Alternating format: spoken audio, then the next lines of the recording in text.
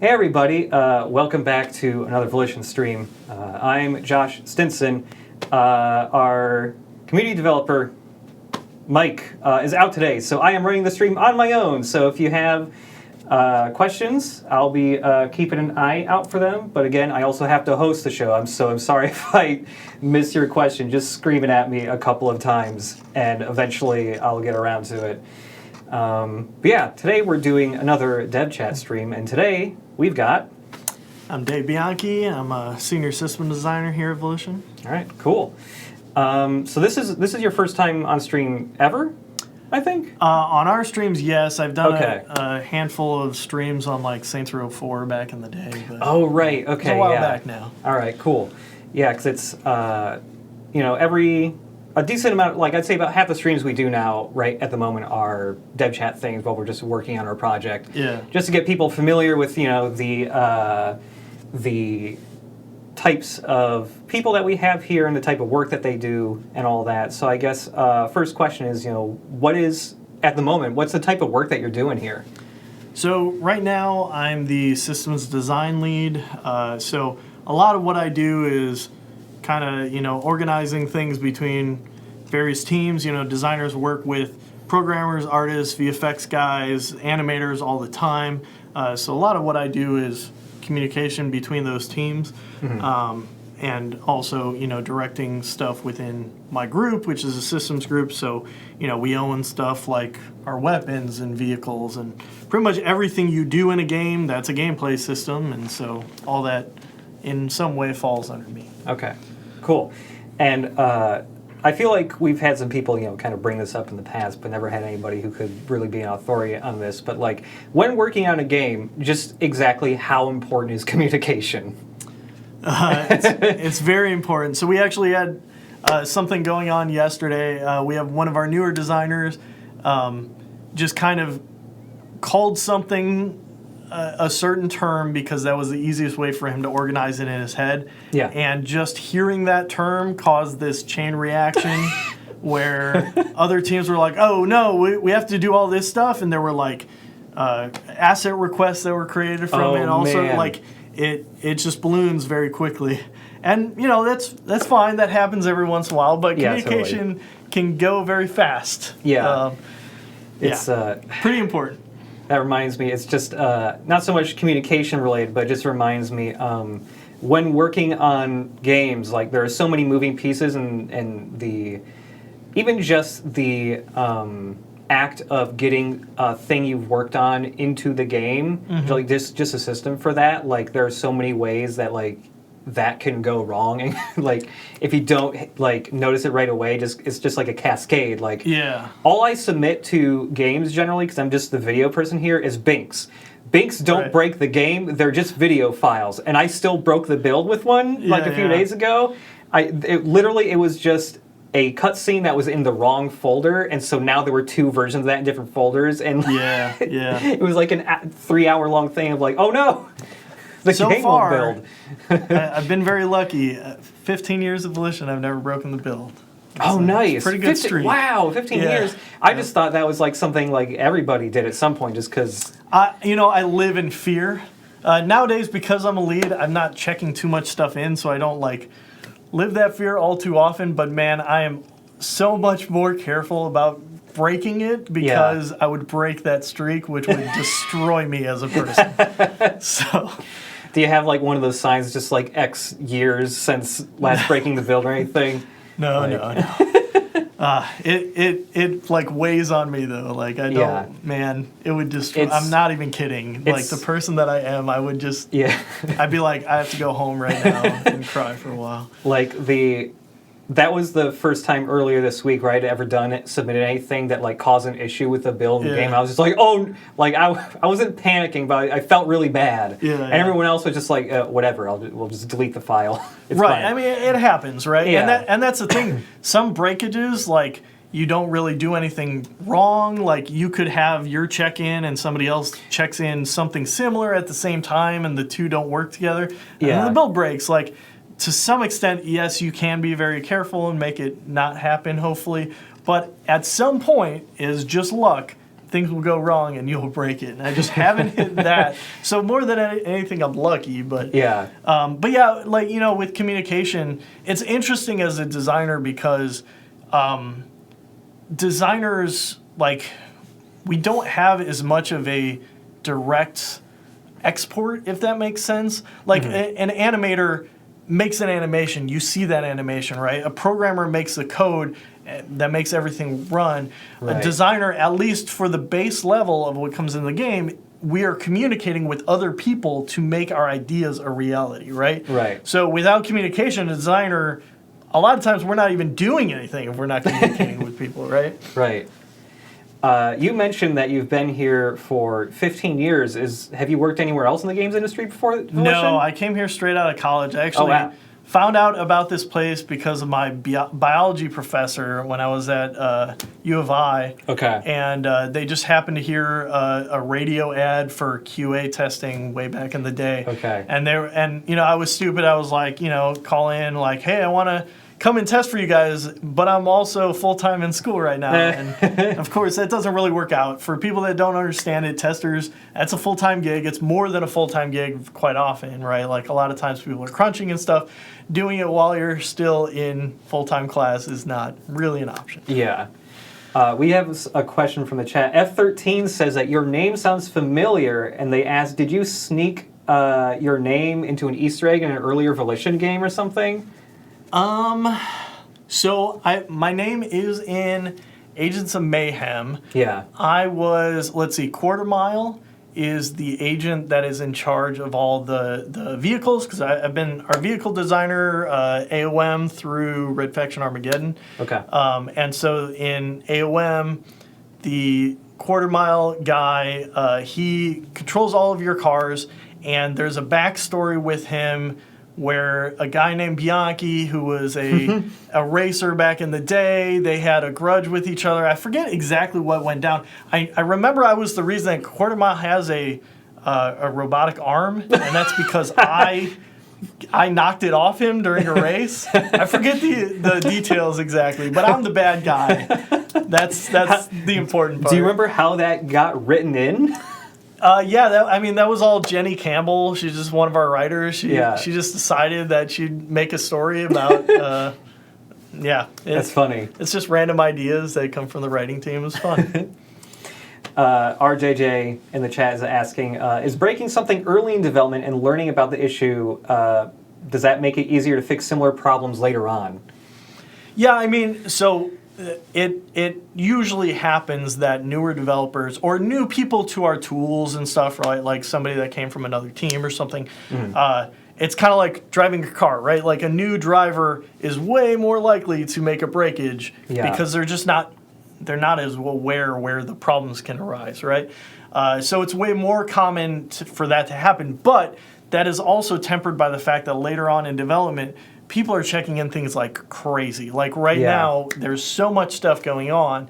And so the chances of a breakage, you know, if you say there's whatever, a 2% chance on a breakage for every check-in that happens, and right now there's hundreds of check-ins every day, like that adds up, right? That reminds me, I made the mistake of not getting a new build for like 2 weeks. Yeah. And it took like half the day to get it. Yeah. There's so many changes going into the game that it takes forever. There was actually a problem we had on Saints Row 1 where the guy that was actually posting, it was like our Santa DLC or something like that, and he neglected to get a new build. And so instead of taking, like, you know, we made the official build, gave it to him and said, like, okay, this is what we're submitting to Microsoft. Yeah. And he didn't take that. He like made his own, but he also didn't get a new build. So he like he actually like put on Xbox the wrong build, and so it started like breaking people's games, and it was free DLC. So like everybody was grabbing it. It was like worst case scenario. We fixed it very quickly, but that's funny. Yeah, things go bad.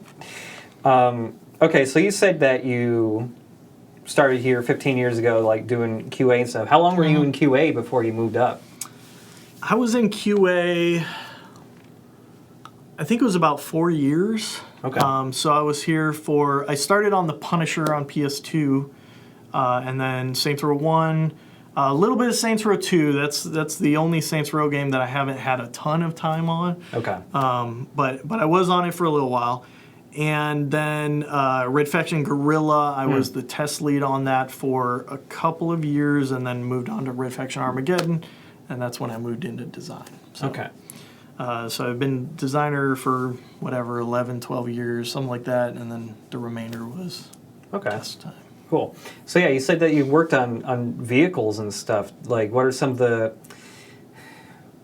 vehicles you were responsible for?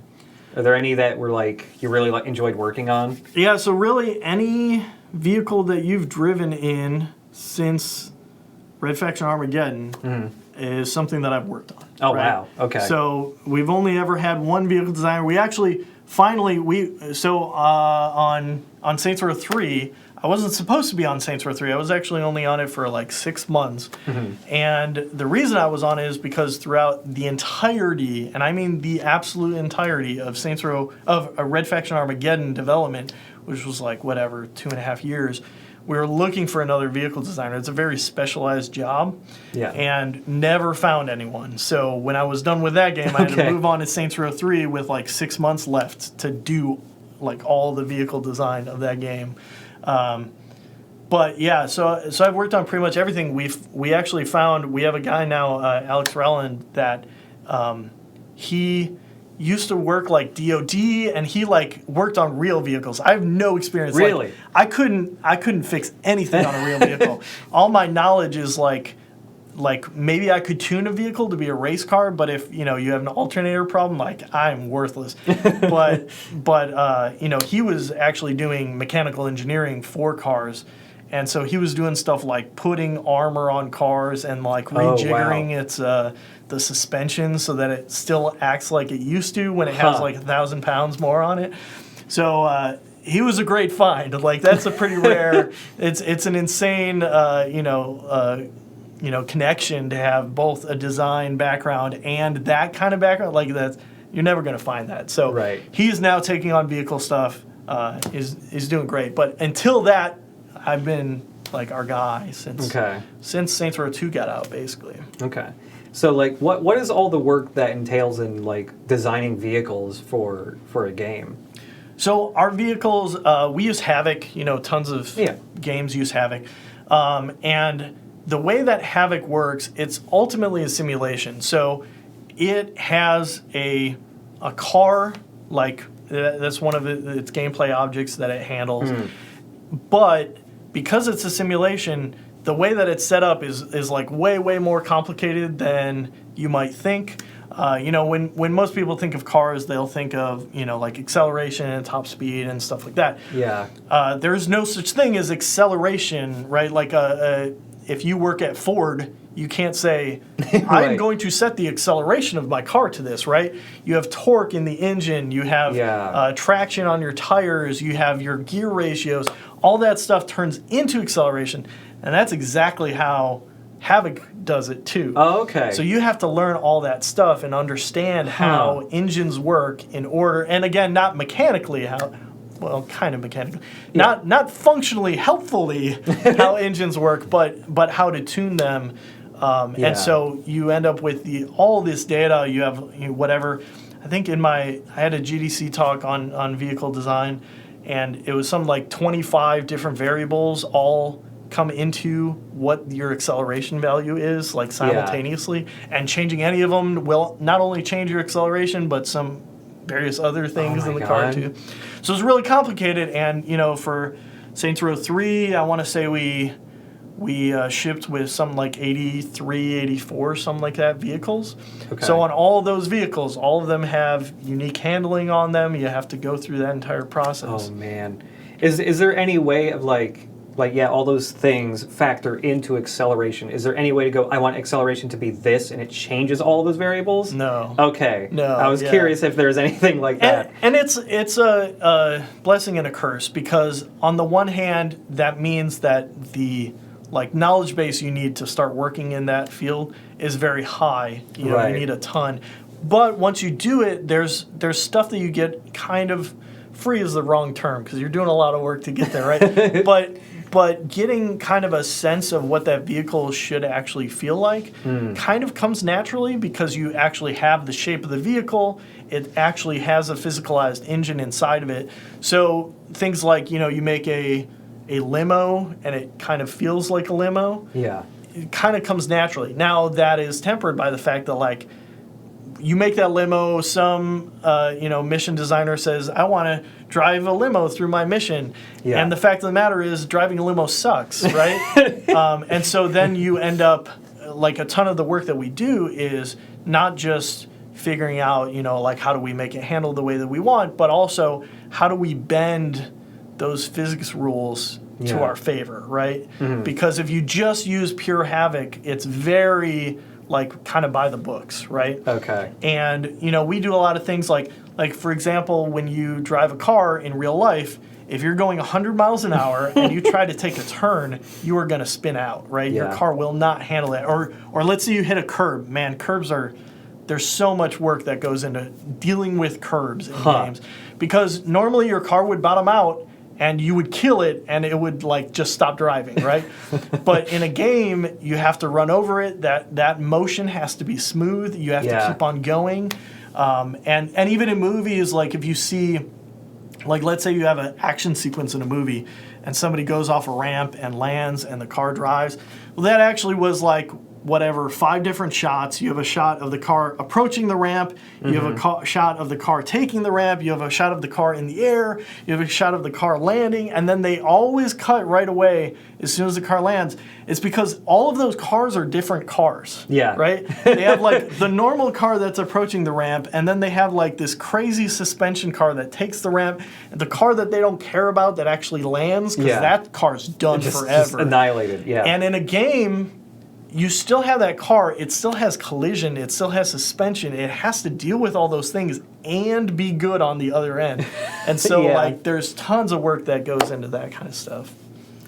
That's crazy. I'm curious, I remember a long time ago, like forever ago, like PS2 era or something like that, I saw some like behind the scenes thing that was on like Tech TV or G4 or whatever, and it was some racing game or something. They were talking about physics models for like cars. Maybe it was like Gran Turismo or something. But I remember they brought up that like in older racing games, a lot of time like the physics model whatever they used for cars, it was basically like the car had 4 tires, but it acted like there was a tire right in the middle, basicing. Like it just pivoted right in the center. Yeah. Like I'm guessing that vehicles these days like simulate all 4 tires, right? We do. But that's not always like a perfect solution either because, in a game, you might lose traction on your tires, right? You might get stuck up on something. And so sometimes you have to make extra systems to say like, what happens in those cases? You might want to still ride over that thing, but where does that come from? Because it's not from your tires. And that's all Havoc understands is like tires make the car go, right? Yeah. And I think Havoc does this interesting thing with tires where I forget exactly how it works, but it's like this recursive function where you have the tires that are rotating because of the engine and they're getting a certain speed, but I don't think the actual rotation of the tire actually makes the car go at all. Okay. Like the engine does, and then the tires are kind of responding to that, but then sometimes they can't because you're like in the air, and there's all sorts of weird cases because, ultimately it's not a real thing, right? None of these are real things, but you have to make all these assumptions in order to, kind of get it to work. So. Yeah. This reminds me, have you ever seen, we streamed this once years ago, have you ever seen the indie game My Summer Car? I've seen some streams on it. I haven't played it myself yet. That's the kind of stuff that they walk you through it, right? But the idea is that you're like fixing up a car and then like kind of moseying through this world. It's like a Eastern European, like I live 300 miles from any other house or civilization, and there actually is basically no tutorial for the car, like fixing the engine. They just expect you to know how to do it. Yeah. And it's and that's the kind of thing that I'm useless at. Yeah. Like I couldn't do anything. My impression, and I don't know how true it is because I am also a person I know very little about cars except for just knowing how to drive one. Is like apparently like they actually put in a crap load of work in that game to simulate the inner workings of the actual engine animation wise, and also like it like drives the whole actual vehicle. Like they try to do it all with the actual engine. Yeah. How is it like designing? Like, okay, so we've been talking about, I think, traditional vehicles. What's it like when you have to make something that isn't like a real vehicle at all, like the VTOLs and like SR3 and stuff? So that's been interesting too. I think still to this day, Havoc really only has the concept of a car. Huh. So back in the day, we had all sorts of bugs where, like, let's say you make a helicopter. Well, a helicopter, at the end of the day, was a modified car because Havoc only understands cars. So we make a car and then, like, hide its wheels and do all this other stuff to the car.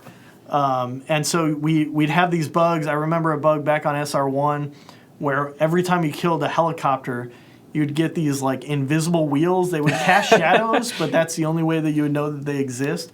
Because they were there, and so when the car died, the wheels fell off, because that's what happens when cars die. But it's not really a car, and so you'd have these weird things just rolling around, and you're like, what's even happening?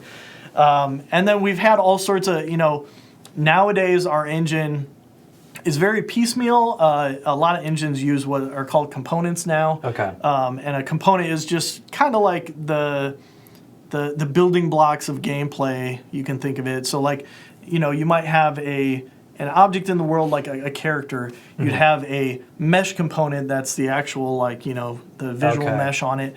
And then you have, like, we have a character locomotion component that decides how they can move, and an animation component, and AI component and stuff like that. It's all like little bits of gameplay that get added onto it. Is that kind of similar to like the whole blueprint thing in Unreal Engine? Yeah, Unreal does it. The prefabs in Unity are the same way. Yeah. But we didn't used to do that. So back in the day, vehicles often got used for things that weren't really vehicle-like, but just because that was the closest gameplay thing that we had. Okay. So, like, was it SR2 that had the ball drop sequence, or was that 3? I forget. There was this big sequence where you're at the top of the... I think it was 3. You're at the top of the building, and then you're, like, attached to a ball like, running around on it. It was 3, right? Because there was, like, a brute there at the same time. Yeah.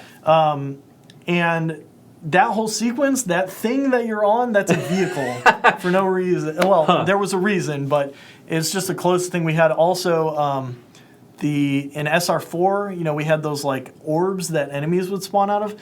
Those were boats.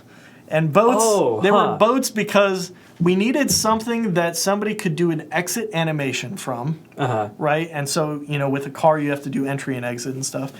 And we didn't want wheels, and we didn't want a couple other things that cars have. So boat was the closest thing that we had that would fit that bill. So, obviously they get hacked to crap. Like, they get all this stuff pulled off of them. But ultimately, that's a VFX boat that's sitting there in the air. And then guys just get spawned in and immediately play an exit animation, and that's it. One of my favorite things is, like, knowing... like seeing how certain things are made in games, and like seeing how, like, if you pull the curtain back, it's like this really weird hacked together thing, but it's just like it's the simplest solution that works. Yeah.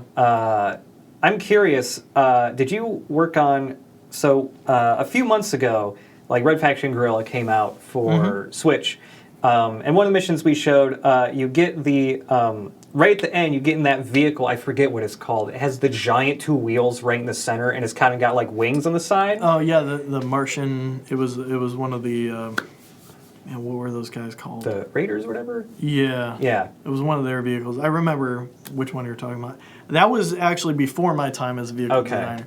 So that was Clint. Last name. I'm losing the last name. That was. 13 years ago. Yeah. But yeah, he was the vehicle designer back then. I was the test lead on RFG. But yeah, stuff like that. I mean, we do weird vehicles, right? Sometimes, and a good case on that where we had giant wheels that comes to mind is like our tanks. Oh yeah. Any tank it was true on Red Faction. It's true on Saints Row games. Our tanks are actually they have wheels. Yeah. The difference between a car and a tank, you have the 2 axles, and a car has this axle turn. A tank actually has both axles turn, and they turn against each other. Right. So that you can turn very tightly. And those wheels are giants. They're invisible, but they're giant. They're like taller. They're like whatever, 2 meters, 2.5 meters tall or something like that. So they're taller than you are, but they're invisible. And the reason that they're tall is because in a tank you want to be able to run over things, right? You don't want to hit a car and get stuck on that car. Like when two cars hit each other, they just kind of do that, right? Yeah. With a tank, you want to go over that car and keep on going. So you have these giant wheels that are really just there so that you can roll over whatever you hit. Huh. Interesting. What's it like working on vehicles like the like there's the VTOL in 3? How hard is it to make a vehicle that essentially has 2 different sets of like physics models or like 2 different ways of controlling it, like the up and down, then just like the jet mode, like? So, as you would imagine, there's 2 sets of work to do there, right? Yeah. Like the way that we do our VTOLs, there are other games that do it differently, but the way that we do it is essentially we say there's a helicopter mode, which is what it starts in, and then you press a button and it turns into an airplane, right? Mm-hmm. And so we have to do 2 full sets of handling passes so that the helicopter mode acts like a helicopter, flies like a helicopter. Yeah. And the plane mode also does the plane part of it. And there's a lot of fun stuff that happened there. So when I came on SR3, that was the first thing that I worked on was the VTOL. Yeah. The very first play test that we had was on the VTOL. You know, it was one of our, one of the things that was in all of our PR, right? Like our trailer had VTOLs in it and stuff. And obviously players got pretty excited about it. But as a gameplay construct, there wasn't much there yet, right? It just existed. And so we had a play test where players were getting in it, and it was like catastrophically bad. Players had all sorts of problems. They would go into flight mode and then immediately hit a wall or crash or whatever. And one of the most telling things was the very first play tester we had for that. He was a C-130 pilot. And he did terrible. So I was like, oh my goodness, there's so much to do here. It actually prompted us to completely redo our plane handling. So like on SR2, if you fly the plane, you'll see kind of what a lot of open world games have, which is like a very physical version of what a plane is, right? Like you press left and right, and that makes the plane roll. You press up and down, and that makes the plane pitch. So if you want to turn, you have to like roll left and then pitch up. Which all that makes sense, but most players like it's a complex thing to do, and you're moving super fast. You probably want to do something silly to do in a plane, like fly between buildings and stuff. Right. And it's just very hard for the average player to do. So we ended up building a second way that was the default in the game, the arcade flying, so that it was more like, what you'd see in like Star Fox or Pilot Wings or something like that. You press left, you'll just move left. It automatically turns and banks and stuff. And Sean Lindbergh is one of our programmers. He was a rock star, man. He built that stuff literally from home. He didn't have a copy of the game with him at home. So he was like blindly coding that over the weekends, and then he would come in on Monday, and the two of us would look at it and we're like, okay, well, we need to change this stuff. It was intense, and I was super surprised that we got it all done, and it worked. Like, it was immediately more successful than what we had before too. But it was quite an endeavor. But there were other things like we found, when you're in the VTOL and you transform, it does like the transformer, like and the parts are moving and stuff. And in some ways that's razzle dazzle, right? Like it's just making it look cooler. But in other ways, we found that was very important because you have 2 different gameplay styles using 2 wildly different control schemes, right? Like if you're in a helicopter, you press forward on the stick, that means I want to go forward. If you press forward on the stick when you're flying, that means I want to nosedive, right? And so because of that, it's like a very dangerous time when the player switches between modes. So what we found was that by having those animations and stuff, it kind of distracts the player just enough to like let go of the controls. And so they're much less likely to be nosediving when they're done with it. Right. So like we had other ones, we have the jet bikes that are like, the tiny VTOLs, and those initially didn't have any animation. So we were seeing with those, players would just like fly up and they go bam, and, like just run into walls, and it was awful because it transformed instantly because there was no animation there. So yeah. I'm also curious, like going back to just like normal vehicles, just cars and stuff. Yeah. Has there ever been a time like where you just had to go out and like drive a car just to like get the feeling? Like, was there any research done there, or is it just more like you can kind of figure it out just by playing the game and working on it that way? There's some amount. I don't have access to a lot of the kinds of cars that we have there, right? If only. So a lot of it is just like playing it in your mind. I think obviously our method of vehicles, our style is very arcadey, right? It's not as like grounded as down to earth. And so some of it is just kind of in your head, what do you feel like this car should feel like? Right. And ultimately you want the player to feel the same way. When they get in the car and they drive around in it, they want it to feel familiar and like to be in line with what they think this should play like. Yeah. But then there's some cars like go-karts and like a golf cart. Like if you're ever in a golf cart, it feels like the way that it feels when you turn, because they can just like accelerate super fast. They don't go very fast, but they accelerate super fast. And they can turn on a dime. Yeah. And that feeling you can like kind of translate into your work. Mm-hmm. And like I said, to some degree, because it's the same shape as a real go-kart and it's got wheels like a real go-kart, like some of that stuff kind of comes naturally into the way that it handles. And so then the question is like, well, how do you take that under control, right? A real go-kart, you probably never go past like 15 miles an hour or something like that. In game, there's still some of our slowest cars, but slow car in our case means like whatever, 55 miles an hour, right? Yeah. You don't drive go-karts that fast. Yeah, you can still put NOS on them and stuff like. Right, yeah, exactly. So, but you want it to have that kind of authenticity, but I've never gotten to drive around in a McLaren or something like that, right? So I don't really know how those handle. Okay. So I'm checking the chat real quick. I think I missed a question. But, man, yeah, I've always wondered, how vehicles are handled just because, it just seems so hard, the idea of getting a car to just feel right, especially how you mentioned earlier how there's a lot of things that's aren't realistic but just need to be there for player convenience. Is there any specific vehicle that you've worked on that you really finally remember you had really enjoyed working on that one?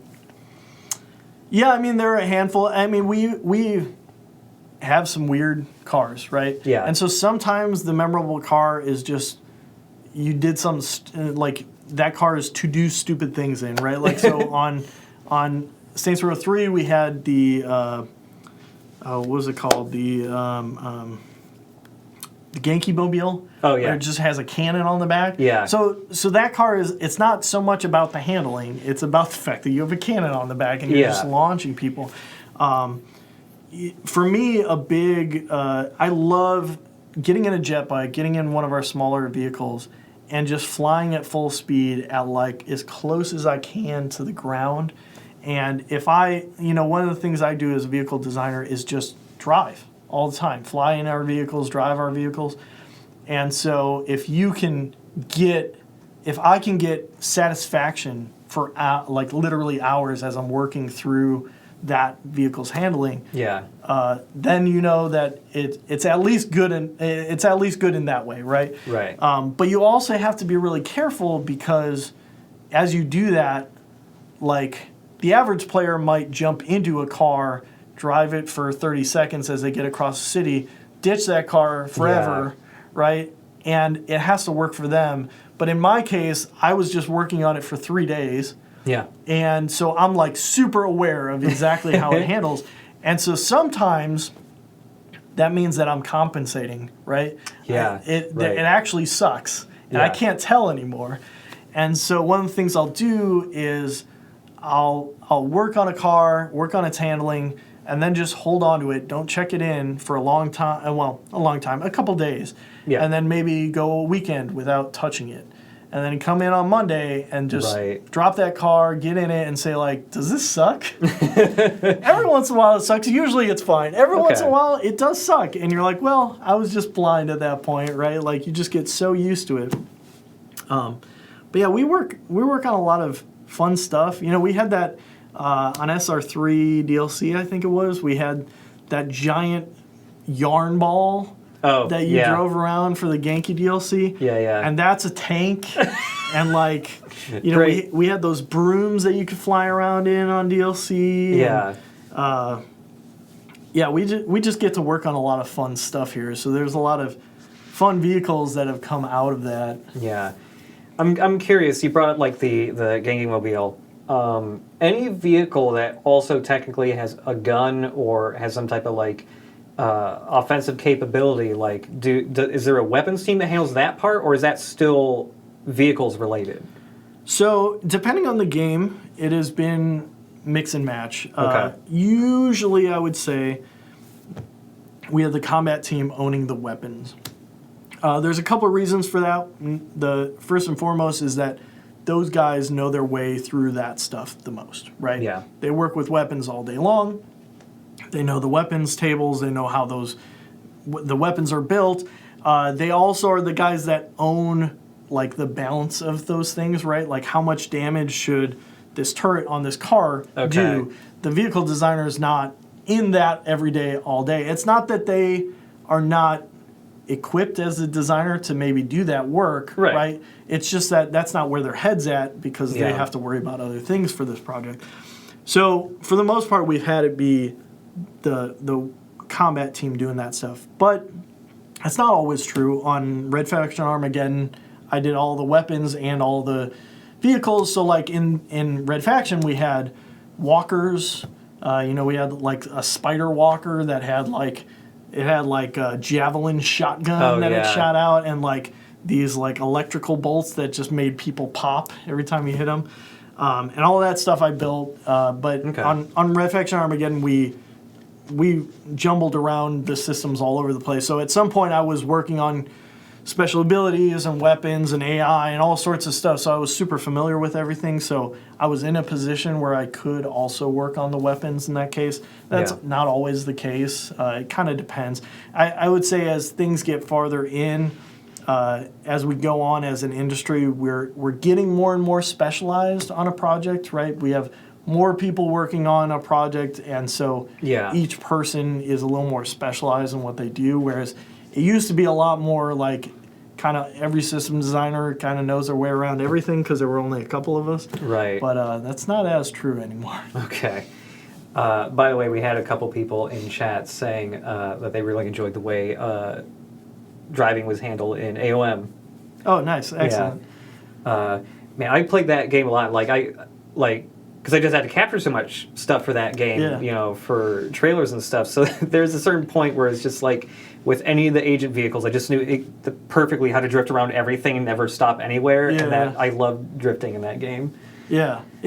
One of my favorite things to hear is when somebody comes up to me and says, like, I hate driving in games, or I'm terrible at driving in games. Yeah. But I get it in this game. Like, that's the number one. Like, I want people to be able to pick up our game. And it shouldn't be a barrier. In some games, you're like, oh, I'm really good at playing, especially for open world games, right? We have so many kinds of gameplay that you don't want somebody to be really good at combat and then they get in a car and they suck, right? Right. And so all of a sudden they have a car objective in a mission and they just can't do it because it's just wildly different from what they're here for or what they're good at, right? So it's really important that experience, that transition is really natural, and that that also leads us to something more like our arcadey feel, which also fits the Saints Row vibe, right? So it works out. But I'm curious, like bringing up how maybe a driving section is too difficult or something like that. When there's been play tests for a game in the past, and has there ever been a time where it's like to make a mission easier, you had to go change how a vehicle handles, or is it usually the mission itself that gets changed? There's a bit of both. It depends. You know, some missions don't really care about what vehicle it is. It's just like, you know, get from here to there, use whatever you want, player choice, right? Other missions are very much about, you know, this specific thing is what you're doing. And so if the mission is about that vehicle, we tend to give a little more time on making sure that both the experience and the vehicle are in line with each other. And so that usually comes from both directions. It's not a one-way thing. Okay. But it kind of depends. And generally speaking, what we'll do is we'll say, you know, if this vehicle is for a specific piece of content, then usually we'll let that one push a little farther outside of like the realistic, right? So that, like let's say our gang cars in old Saints Row games, those ones all had better acceleration, better turning, stuff like that, because we know that players are going to get into them often. We know that they're used for a bunch of content, and so that car is kind of a more important car. And with Saints Row, one of the really interesting things is that you have a lot of cars that cover a really wide range, and some of them, the importance is on making this like really feel good to drive around long term. And then you have other things like the like a garbage truck or something like that, right? Yeah. Where really its space in the world is to be part of the world more than it is like, it's not the car that you're going to grab and drive around all the time. You can. We're not going to stop you from that. And as a designer, you want to create some reason to do that. So like on Saints Row games, we have heavy vehicles. That's a heavy vehicle, which means you can generally just kind of barrel through other vehicles and throw them to the side. So there's a benefit to being in that car, but it's still like, if you're going to play a game for 40 hours or something, you probably don't want to be in the garbage truck the whole time. Right. Or the street sweeper. You know, we had those weird street sweepers in 3 that are really fun to drive, but that doesn't mean that you're like, all right, I'm off to a mission. Time to take my street sweeper. That's not really how you interact with it, right? And so for those cars, sometimes it's more about, you know, making it be what it is in the world, or in the case of the street sweeper, making it kind of handle weird on purpose so that you get a varied experience rather than it being like, yeah, I can take this anywhere I want, which is kind of a weird thing as a designer, because right away you always want to make everything that you work on the best it can be, right? Right. And it's easy to internally create that definition of the best it could be as like, this is a car I can drive anywhere and it's great to handle, you know, it's got great handling and it will never do me wrong. But sometimes the best it can be is a very different thing than that. Right. This reminds me, there was, so there's a Simpsons game on the PS2 called Simpsons Hit and Run. Have you played that game? Yeah. One of my favorite things regarding the vehicles in that game, like it was super arcadey in that game, but it was pretty fun. But when the cars were destroyed, when they blew up in that game, they just left a charred, like, just metal chassis. That was all that was left, and you could still drive those, and they were like the worst nightmare to drive because they could barely go anywhere unless you were going in reverse. And it was like they put in cheat codes to make them like kind of drivable. It was incredible.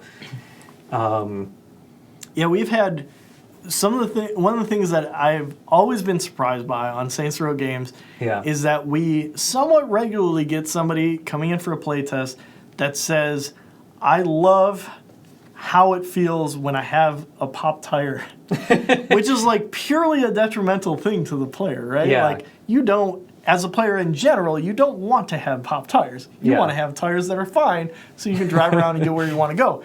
But there are a lot of players that are just like, I love it, right? I love how that feels, even though it's 100% a negative thing. It's weird. I'm also curious with vehicles, like how are vehicles handled for like AI, the pedestrians in the game?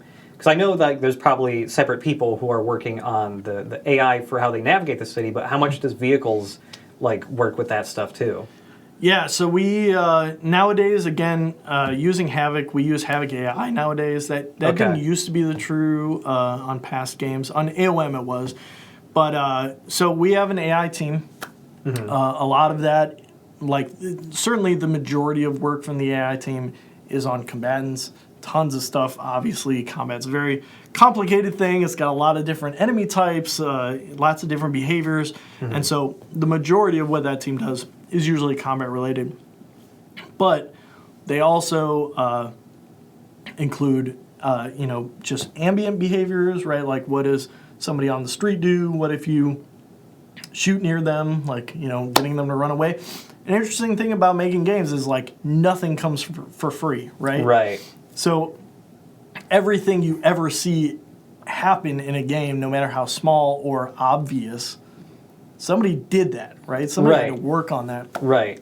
And vehicle AI is super, super complicated because just like it's hard for a player to drive well at speed in a city, right? Like, if you ever tried to drive 100 miles an hour through Champaign, you'd be dead, right? Yeah. And doing that, driving super fast in a city is very difficult.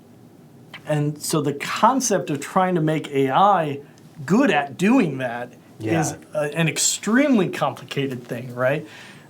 Because they have to understand how to take turns and stuff. Right. But there's a lot more. You also need to make them seem logical as they come to a stoplight, right? How do you deal with the stoplight? Like, it's all stuff that we internalize very easily, but when it comes to making it part of the game, somebody's got to really break that down into exactly how do we do that as humans? How does our brain create that rule set, right? Like, I remember back on AOM, walking by somewhere and seeing people just talk about how they were going to handle traffic and how the AI navigates that, and I was just they would bring up things I never even thought you would have to consider for such a task, and it's just oh my god, this is a really huge problem they have to tackle. It really is, and I can't say that we've ever been perfect there, right? I'm sure people have had plenty of cars that did something weird in the game. And that's just a testament to how difficult it is, because it is certainly not because of lack of effort. Yeah, right? There's tons of work that goes into that stuff. Yeah, I cannot think of a single open world game that has vehicles where somebody didn't do something weird at some point. Yeah, but the thing is, generally when that stuff happens, and if a game does a pretty good job of that stuff, whenever it does happen, it's something that's just kind of funny on it, usually, right? Yeah, a lot of it is a balance too. A traditional open world problem is you start a fight in the middle of a street, right? Now you have a bunch of cars that want to get the hell out of there. And you want, to some extent, every once in a while for a car to hit a player and cause a funny moment, right? Yeah. But what you certainly don't want is for that to happen all the time. And something that I've learned over the years is that basically try your hardest to make it never happen, because you'll never be successful. You'll never be fully successful at doing that. They will always fail at some point and still hit the player, so you'll get that moment for free, right? You just have to try absolutely your hardest to make it never happen, and you'll get to the point where you want to. Yeah, there's one more thing I was going to ask you. Oh, it's unrelated, but I know, is that a My Hero Academia shirt? Yeah. You watch that? Yeah. Okay, I'm cool. not fully caught up. I'm most of the way through season 2, I think. I absolutely loved season 1. Season 2 wasn't as strong to me, but man, season 1. Yeah, love it. Season 4 just started a month ago. Yeah. I've been more than I read the manga too, so I'm way ahead of the show and stuff, but. Yeah, it's always fun to spot somebody else who's into that. I think Mike Watson, who's not here today, I got him into that show. Oh yeah. Originally, I was just you should check this out. And he's I don't think I like this, and then he checked it out again 6 months later. Now he's way into it. Yeah. No, it's awesome. Yeah, it's one of those shows that everything they're doing is something you've seen before, right? Yeah. It's not it's this mind-blowing new thing. It's just how well they execute everything. Yeah, they just execute almost everything in that show like super well, Yeah. despite it being like things so many other superhero things have done in the past. Yeah, for sure. Yeah, we're at 10 minutes to the end of the stream here, so I guess Okay. I'll ask you some questions I ask everybody who's on for a dev chat. Are there any other games you're playing right now, or things you're looking forward to playing if you get free time in the future? Well, it is hunting season. I am a huge Monster Hunter fan. Yeah. I'm playing Iceborne right now. I'm actually going to be replaying Iceborne come January PC? because it comes out on PC. Yeah. And I have, like, my girlfriend and friends at work are all playing on PS4. My brothers don't have PS4s; they have PC. Okay. So we're going to be playing it again when that came out. I did the same thing with World. Like, I think I played 600 hours on PS4 and then like 400 hours on PC. Yeah. And now I played another 300 hours in Iceborne. Man. Yeah. So I played a ton of those. I'm also playing Luigi's Mansion 3 right now. It's really good. Yeah. And tomorrow Pokemon comes out, so I'll be playing that. Yeah. I generally play a lot of games at any given time. I'm playing a lot of stuff. Yeah, that's me too. I just finished a ton of stuff up. I was juggling like 5 games at once. Yeah. I just finally finished them all up a few weeks ago. It's like, oh, Death Stranding's come out. That's the only thing I'll play for a while. Yeah. Yeah. So Monster Hunter was a thing I tried to play for a long time. Like every time a demo would come out on like the 3DS or whatever, and I would always bounce off it. But World like grabbed me really hard. Yeah. I eventually got distracted by something. I've been really meaning to go and like finish World so I could also play Iceborne because it looks like that game is really good. Like, Yeah. And I'm generally a person who's not into like the kind of like repetitive, kind of like loot-based things where like you do, but like the combat in those games is so satisfying. It's the best combat I've ever experienced. Like every single weapon has so much nuance to it that you don't realize at first. Like it's just incredible. Yeah, I love, like, with World, I'm so happy that they found the version of the game that can appeal to the audience it should. Yeah. For so long, especially with like tutorials and stuff, that team has really struggled there and struggled in the West because of it. Yep. And I started playing on Monster Hunter Tri, so I haven't been there since the beginning, but I've been there for a while now. Was Tri? What was that? What platform was that? It was the Wii. Okay, it was the one. Wii. And when I bought it, I got it as like a Black Friday gift. I wasn't sure about it. I was reading reviews and I'm like, I'm either gonna love this game or it's gonna be the worst game ever. Yeah. Right? And so I bought it ahead of time for a Christmas gift for my brother, so I had something to play online with him. And so I started playing on Black Friday, and I'm like, I just want to make sure this is good. Yeah. By Christmas, I'd beaten the game. I'd played over 100 hours. I was like all in. And I was absolutely sure that my youngest brother would be super into the game. It's like right up his alley. So I was like, just play the game. And he would not get into it because it has very complex controls. It's all like all motion is very deliberate. All your actions, your attacks and stuff is very deliberate. And back then, it was even more like foreign. Most people didn't play games like that. Now, Dark Souls and Monster Hunter and stuff have gotten more popular, and people are a little more used to that now. Yeah. But I couldn't convince him. I tried so hard and never convinced him. And then when Monster Hunter 3 Ultimate came out, I did the whole thing again. I was like, you have to play this game. This is like your game. And I finally got him over that barrier, and their tutorials were rough. Like, you would spend the first 10, 20 hours of the game fighting, like, little dinky monsters, nothing big, and not understanding what you're doing, and it was, it was rough. I'm not going to lie. But I finally got him past that. He played 900 hours of that game. My God. I was absolutely right. It's 100% his game. Wow. But it was so hard for him to get over that wall. Yeah. And they've really reduced what the wall is now. It's still there, right? Like, it's a complex game. Yeah. But, I feel like the biggest detriment to World right now is just that the menu systems are a little too like complex and opaque at times. Yeah. But and there's still like a lot to learn that they maybe don't teach you super hard. Like they just expect you to go to the training room and figure it out on your own basically and look up the logbook where all the moves are and stuff. Like World was the first like I'm a person who gets attracted to a game if it gets more and more complex, just because I think that's interesting. Sure. Yeah. Well, there's no lack of complexity. Yeah, like if I had the time for it and the resources, the room to put like, and I don't even care about driving or vehicles or anything, but if I could do like a hardcore set for like an American truck simulator, I would do that for like probably at least 30 hours or something. Yeah. Just because that's like weird and appealing. It's like that game Steel Battalion. Do you remember that game? Yeah. It had the giant $100 mech controller yeah, my cockpit roommate thing. had one of those. I still want to stream that in the studio one day. Did you ever play the? There was a Steel Battalion that came out for Xbox 360, I think it was. That was on Kinect. Oh God, yeah, I never played that, but I did. It was interesting. We played that as like we used to do like bad movie, bad game nights, and we played that, and we had one person play on controller and one person doing the Kinect controls, and you're supposed to do both of them yourself, and it was still impossible to play. It was insane. So complicated. If I remember correctly, that game, like one of the motion controls was straight for just like fist bumping the other person in the cockpit or something like that.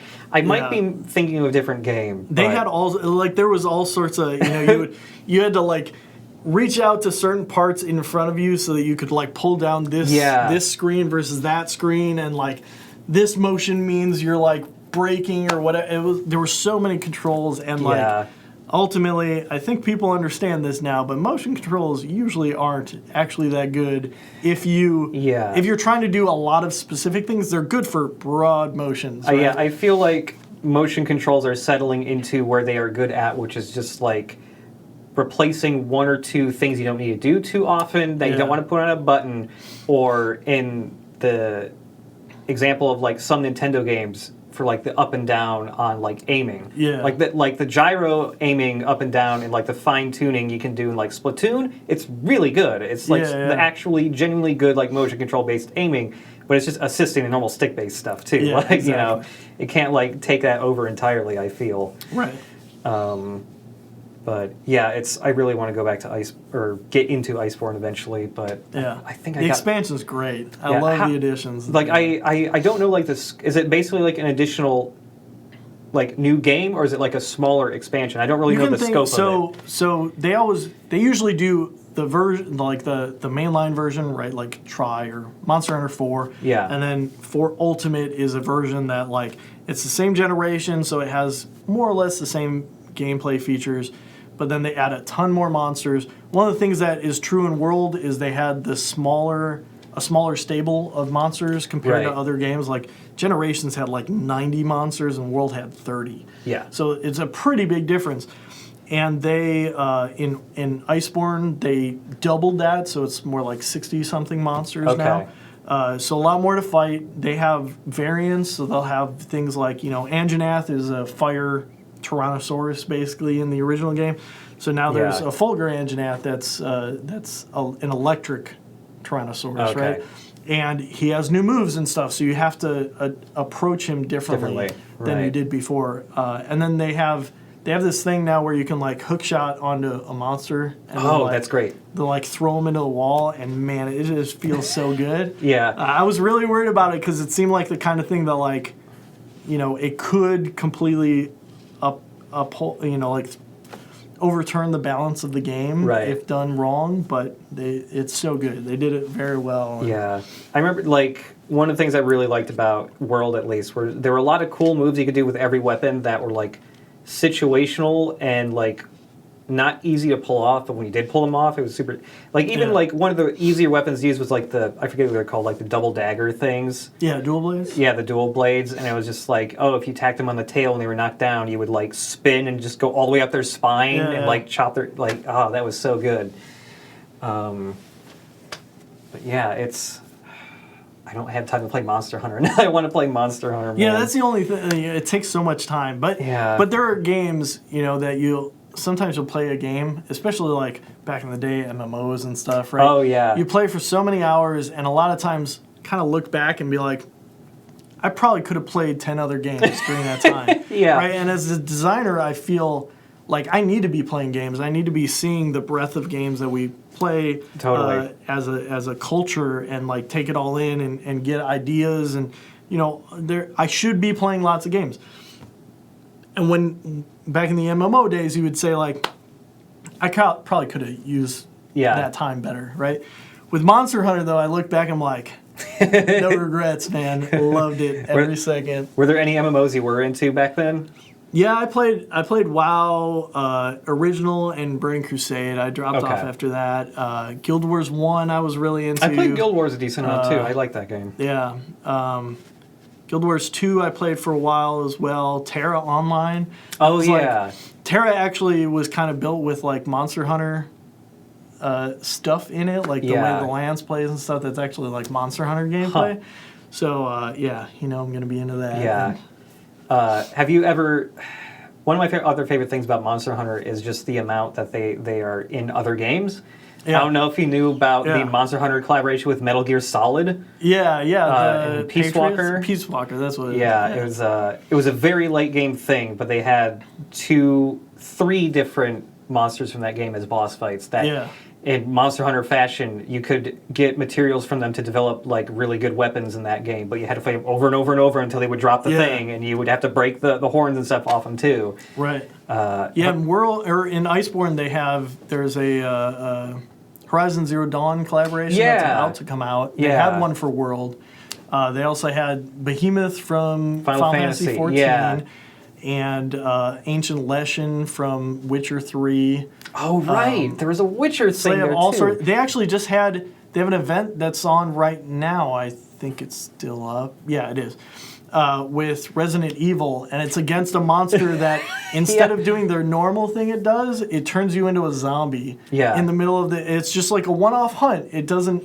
That's crazy. It's a great way to kind of change up the gameplay. It's not super difficult either, which is great because it's not like a barrier for players. Like everybody can kind of get into it, get this different gameplay. They have awesome rewards on the back end of it, and they do a great job. I would love to do a crossover with that team. It would be amazing. I don't know what a Saints Row Monster Hunter crossover looks like. That would be insane. I cannot even imagine what a hypothetical thing like that would be. Yeah. Oh man, I'm just gonna be thinking about that all night, just trying to figure out what that would even be. Yeah. But yeah, it is a little after 5 o'clock, so it's time to wrap up the stream. But yeah, thanks everybody for coming and watching the stream and asking us questions and all that. We'll be streaming again next week at the same time, 5 Eastern, 2 p.m. Pacific, next Thursday. After that, though, streams will be finished for the rest of the year just because it's like Thanksgiving and Christmas are about to roll in. I have vacation, and then I have to come back, work here for a week, and then go to a wedding. Nice. So there's like no time for streams after that. So after next week, we will be back early next year, like probably the first week of January when we come back. And yeah, we'll be back with more dev chats and other stuff, showing off old stuff from other games and all that. And at some point, we don't have a date yet. We talked earlier a few streams ago. We announced how we're making a patch for the PC version of Saints Row 2 on Steam to fix it up, make it run well on modern PCs, and fix a bunch of bugs, all that stuff. Once that is released, we don't have a date for it yet. Once that is released, we will be doing a Let's Play series where Mike Watson and I are playing the new patch version of Saints Row 2 because I've never played all of SR2. Oh, yeah? Yeah, I've never actually finished the whole thing. So we'll be doing that, and then we'll probably have people who worked on SR2 come in every once in a while to talk about what they did in the game and all that. And I'm super excited to start doing that once that patch comes out. That sounds fun. That patch is crazy. I recently heard about it. Yeah. And the amount of work that's going into that it's amazing. Yeah, Mike has been working so much on that because he cares so much about that patch. Yeah. And for months now, he's been every once in a while I just go into his office and he shows me what he's been working on, what he's been fixing, and it's just crazy. And it's how crazy is that as an opportunity for us to be able to do that, right? Like for a game that's that old. Yeah. I was just looking at, there's a poster outside the store that's Saints Row 2 EGM cover. Yeah. I was like, man, that was forever ago. was, what, 12 years ago, and we're putting a patch out for a 12-year-old game. That's crazy. Yeah. But it's fun. Yeah, it's just really fun to have that story of like, oh, somebody lost his source code and then they actually found it, because that never happens. It never happens. Sure. If source code is gone, it is gone. Yeah, absolutely. Yeah, again, thanks everybody for watching the stream. I'm Josh Stimson, the video editor here. Today on the couch, we had Dave Bianchi. And yeah, thanks everybody for coming, and we will see you next week.